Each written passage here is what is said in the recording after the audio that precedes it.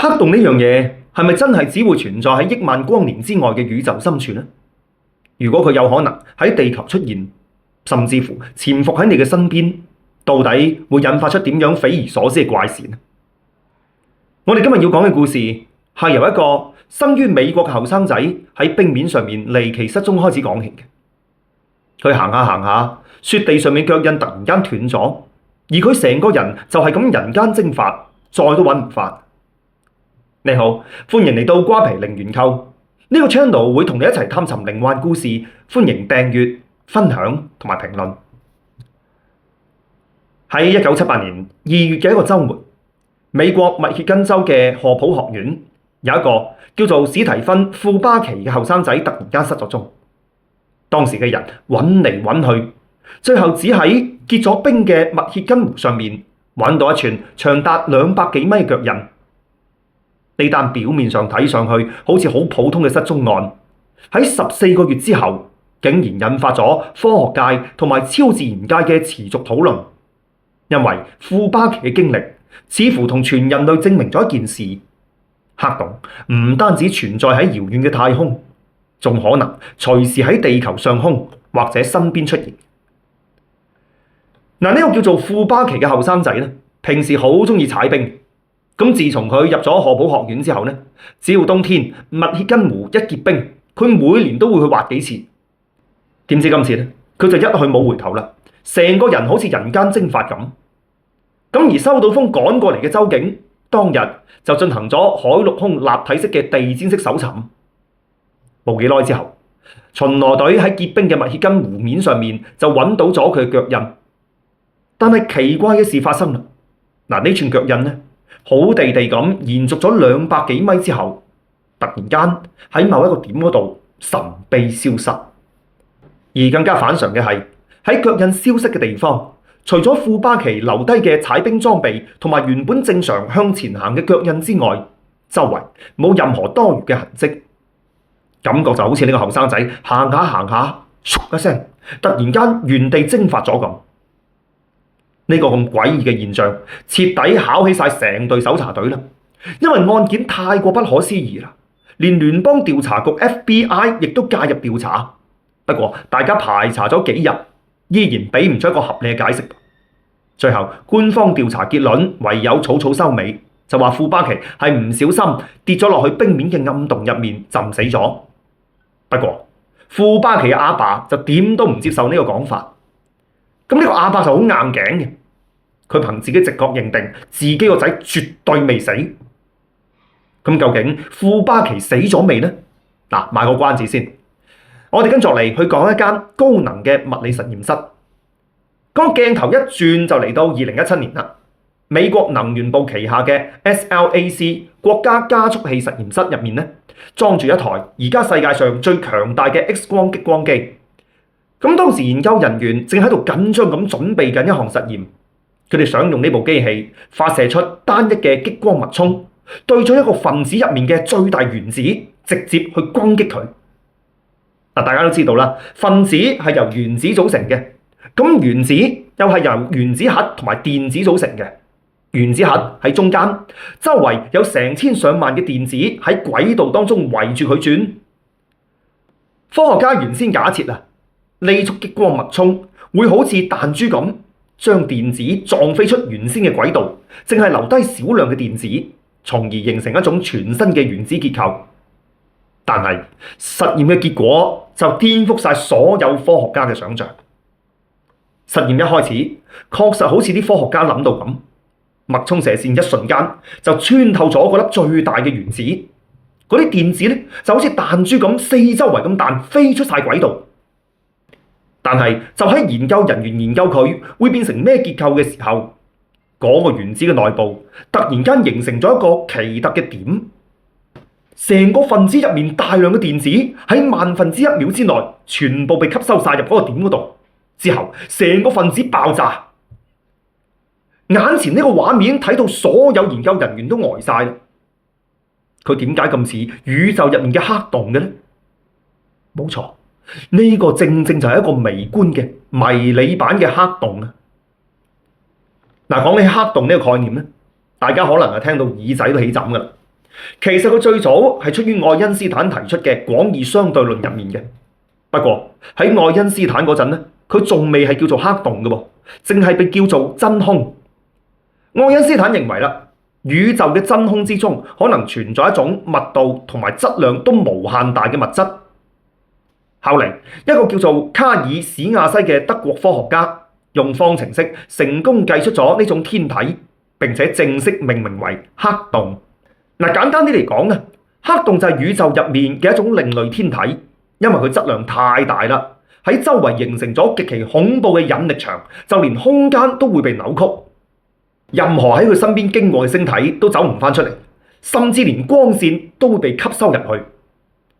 咁平時我哋要觀察一粒星啦，一係就佢自己發光，一係就會反射返啲光。但係黑洞呢，既唔發光，亦都唔反光。我哋嘅肉眼或者儀器根本冇辦法直接觀察到佢。你要補充一點喎，呢度講嘅光線唔單止指我哋可以睇到嘅可見光，仲包括埋儀器先至可以檢測到嘅紅外線、紫外線等等嘅光。加速器實驗嘅研究員就喺度諗啦，既然微觀世界入面呢個奇特嘅點同樣睇唔到、測唔到，但係又可以將周圍嘅電子吸晒入去，咁係咪代表黑洞唔單止存在於宏觀嘅宇宙，同樣亦都可以存在於微觀嘅量子世界呢？咁於是佢哋就喺權威嘅科學期刊《自然》上面發表咗文章，將呢個現象命名為分子黑洞。佢哋認為喺微觀世界入面，呢種黑洞好有可能係由實驗室入面嘅電磁能或者係脈衝激光造成嘅。換句說話嚟講，只要有高能量存在嘅地方，就有可能撕裂出呢種黑洞。所以核心問題嚟啦，既然黑洞可以大到宇宙吞噬行星，又可以細到分子尺度吞噬電子，佢既可以大，亦都可以細，咁係咪代表佢同樣可以可遠可近呢？遠可以喺幾千光年之外，而近嘅話，會唔會就喺地球，就喺我哋身邊呢？你咪話喎，世上有一張神秘嘅地圖，上面標記咗12個經常發生飛機或者船隻失蹤失事嘅地點，而當中最出名嘅就係位於南大西洋上空嘅一個奇特區域啦。專家叫佢做南大西洋異常區。喺2016年，日本喺鹿兒島發射咗一粒叫做銅嘅觀測衛星，希望用呢隻太空之眼去研究宇宙能量。呢粒衛星由美國太空總署出人出力，日本政府使咗2億7千幾萬美元整出嚟嘅。點知發射上太空唔夠1個月啫，成粒衛星忽然間成個散晒。呢件事就令到成個太空科學界都好震驚。好地地一粒高科技衛星，點解會話散就散嘅呢？後嚟經過調查發現，呢粒衛星出事嘅時候，正正就係經過緊南大西洋異常區。因為呢個區域有時候會突然出現好似脈衝咁短暫而又極之明顯嘅強烈輻射場，粒衛星就係經過嗰陣俾輻射場掃到，結果一瞬間就被肢解。其實幾十年嚟喺呢度被掃到嘅航天器多不勝數，有啲揾得返碎片，有啲乾脆成個消失。點解呢個地方會有咁恐怖嘅輻射呢？研究發現呢度嘅電磁場極度異常，有可能喺高空形成咗某種嘅時空漩渦。時空漩渦理論同樣係愛因斯坦提出嘅，意思即係話地球周圍有一個4維時空，但係因為地球本身自轉嘅關係呢，就會扭曲呢個時空，從而造成漩渦。呢種時空漩渦伴隨住巨大嘅電磁能量，喺特定嘅條件之下，可能一瞬間就會演變成為我哋頭先講到嘅分子黑洞。咁而撞正飛行器飛過，自然就當黑啦。咁不過好彩，呢個能量場屬於電磁場，而唔係話引力場，所以只要經過嘅飛行器底部裝返啲特殊嘅屏蔽裝置呢，就可以規避到嘅，唔會被吸走或者肢解。咁好啦，講到呢度，我哋講返故事嘅開頭，庫巴奇嘅失蹤案。話說當時庫巴奇嘅阿爸呢，佢覺得我個仔冇死到，佢有咁嘅強烈嘅直覺啦，後嚟被證實到真係準嘅，因為庫巴奇喺麥歇根湖失蹤咗14個月之後，佢竟然喺1000幾公里之外嘅麻省神奇現身喎。庫巴奇自己話：佢有一日醒返，發現自己好地地咁瞓喺一個陌生嘅城鎮嘅草地上面。呢個地方係麻省嘅匹茲菲爾德市，但係庫巴奇完全唔記得自己係點樣嚟到呢度嘅。佢唯一嘅記憶就係當時自己明明喺結咗冰嘅密歇根湖上面行緊㗎，佢想揾個地方去踩冰，忽然之間眼前閃過一道白光，當佢再擘大對眼呢，成個人就嚟咗呢度啦。喺佢主觀世界入面，佢完全唔覺得自己失蹤咗14個月，佢仲以為自己只係啱先唔小心跣親暈咗一排。咁而對於自己失蹤嗰一瞬間，佢唯一嘅身體感覺就係覺得好凍。嗱，聽落去，大家第一反應一定覺得庫巴奇喺處吹水啦，呢條友肯定係騙子嚟嘅。14個月噃，你就算用隻腳行啊，你都一早由密歇根州行到去麻省啦。再加埋當年有冇咁多天眼監控喎？邊個可以證實到你係一瞬間飛過嚟㗎？嗱，呢個騙局聽落去好似好容易踢爆咁。但係事實又係點呢？我哋啱先講過啦，因為呢件事太過離奇啦，甚至乎當年 FBI 都查埋佢。當庫巴奇重新出現之後，麻省同埋密歇根州兩邊嘅警方加埋 FBI 對佢進行咗長達幾個月嘅盤問同埋精神鑑定。不過最終嘅調查結果呢，好離奇咁冇咗下文噃。而庫巴奇本人出現翻之後，唔單止拒絕晒所有嘅傳媒訪問，仲喺之後長達40年嘅時間入面隻字不提，徹底消失喺公眾視野。直到2018年，庫巴奇失蹤事件先至第一次得到佢本人嘅許可，喺電視節目上面公開。大家呢個時候先知道，呢個一直被當成係都市傳說嘅神秘事件，原來係真有其事嘅，而且細節同當年流傳嘅一模一樣。呢單案最關鍵嘅一點就係在於時空同空間出現咗裂痕啦。點理解呢？嗱，我哋正常嘅生活當中呢，過完2024年就會入到2025年啦，之後就係而家2026年啦，係嘛？咁如果我哋過完咗2024年12月31號嘅最後一秒，下一秒鐘擘大對眼，變成咗2026年嘅元旦，咁你嘅時間線其實就斷咗㗎嘞噃，出現咗跳躍，空間亦都係咁。嗱，你爬山係要由山腳爬到上山腰，再上到山頂嘅。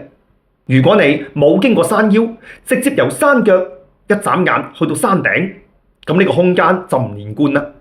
嗱，時至今日，我哋聽到話瞬間移動呢類嘅怪異現象，第一個反應就係當睇唔到，覺得佢喺度亂噏。因為如果承認咗之後，就會打破咗我哋基本嘅生活經驗。通常係要等到人類嘅科學知識有咗整體嘅升級，有咗合理嘅理論去表述之後，大家先至會認真對待呢啲曾經嘅無稽之談。咁而黑洞正正就係喺宇宙當中嘅奇異點啦，因為佢質量好龐大，喺扭曲空間嘅同時，亦都喺度扭曲緊時間。而家科學界可以肯定嘅係，黑洞內部嘅時間流速同出面係完全唔一樣嘅。不過具體黑洞入面係點樣呢？冇人知道，因為除咗庫巴奇呢個可能存在嘅孤證之外，而家未有人試過行入黑洞再行得返出嚟。有可能喺黑洞入面嘅1分鐘係等於出面嘅10000年嘅，亦都有可能入面嘅1分鐘只係等於出面嘅1/1000秒。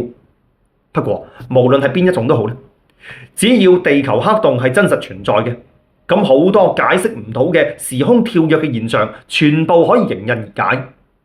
如果黑洞唔一定非要留喺幾千光年以外嘅太空，佢亦都可以近在咫尺，咁庫巴奇嘅失蹤就講得通啦。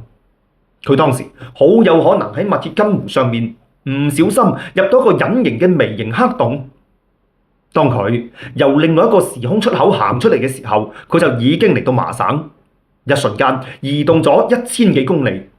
可能喺黑洞入面，佢只係過咗幾秒鐘啫，但係喺地表嘅時間就已經過咗14個月。所以佢大腦當中根本就冇呢14個月嘅記憶咯。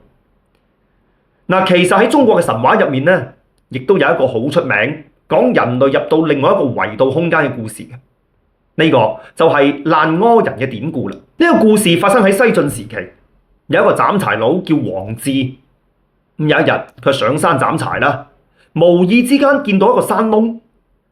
膽大心細嘅王志就想入去探險。個窿口好細嘅，但係入面就好深。佢手腳並用咁行咗一陣，嘿！突然間前面有光射入嚟啦。佢行到過去有光嘅地方一睇啦，就見到有兩個細路哥喺度捉緊圍棋。咁王志自己都係個棋迷嚟嘅，見到兩個細路哥雖然就年紀輕輕啫噃，但係棋藝相當高超。一時之間佢睇到入晒神，擺低斧頭就企喺隔離睇啦。等佢哋捉完一局分出勝負之後，其中有一個細路哥望咗下王志，佢就話：時候都唔早啦，你都係時候要返去啦。王志心諗係噃，而當佢烏低條腰準備執返把斧頭嘅時候，哇！佢嚇到面都青埋啊！因為用木做嘅斧頭柄居然已經徹底腐爛晒，而個鐵斧頭呢，亦都生鏽到溶溶爛爛。呢個就係爛柯嘅由來啦。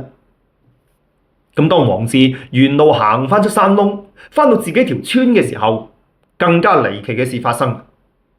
點解只係過咗一局棋嘅時間，村入面所有人佢都唔識嘅呢？自己間屋甚至乎已經爛到變成咗遺跡添。佢捉住村民問自己嘅阿爸阿媽喺邊啊？村民話：你講嗰兩位老人家已經過身咗100幾年啦。嗱，呢個故事呢，被收錄喺南朝成書嘅《述異記》入面。類似呢種時空跳躍、瞬間轉移嘅故事，喺全世界各個民族嘅古代神話入面其實都好多。我哋可以大膽推測，可能誤打誤撞入過地球黑洞嘅人，佢哋嘅數目同我哋想象當中係完全唔一樣，唔會係咁少嘅。只不過大部分入咗去嘅人可能出唔返嚟，而最終喺人間變成咗失蹤人口。不過有一個好消息啦，就喺2023年之後呢，已經做咗心理學教授並且退咗休嘅庫巴奇本人宣布，佢會喺未來出版一個個人自傳。入面呢，就會詳細咁介紹佢當年喺冰面上面失蹤嘅嗰一瞬間，到底經歷咗啲咩嘢。雖然當時佢記憶到今日依然好模糊啊，但係幾十年嚟嘅心理學同埋腦科學嘅研究，似乎令佢揾到啟發喎。到時自傳一出，我哋可能就可以窺探一下歷史上唯一行過入黑洞，仲可以成功逃出生天嘅人核心嘅內部，到底係點樣嘅世界。好啦，我哋今日嘅故事就講到呢度。呢個 channel 會同你一齊探尋靈幻故事，歡迎訂閱、分享同埋評論。我哋下期再見啦！